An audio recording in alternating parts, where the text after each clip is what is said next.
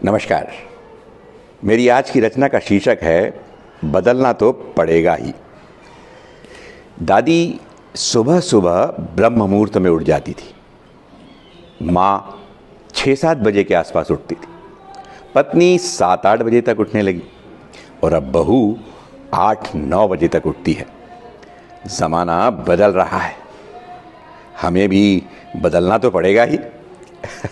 दादी घर के सारे काम खुद कर लिया करती थी। माँ ने मदद के लिए एक बर्तन वाली रख ली। पत्नी ने उसके साथ ही कपड़े धोने के लिए और झाड़ू पोछे के लिए बाई रख ली। और अब बहू ने इन सब के साथ साथ खाना बनाने वाली भी रख ली। ज़माना बदल रहा है, हमें भी बदलना तो पड़ेगा ही। दादी दादाजी के सामने कभी कुछ नहीं कहती थी। माँ अपनी बात धीरे से कह दिया करती थी।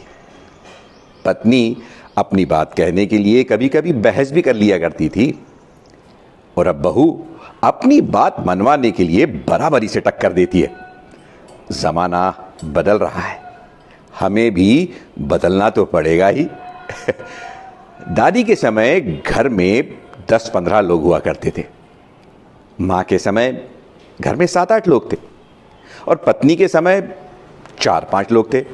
और अब बहू के समय केवल 2 ही रह गए और तीसरे के लिए भी सोच रहे हैं। ज़माना बदल रहा है, हमें भी बदलना तो पड़ेगा ही।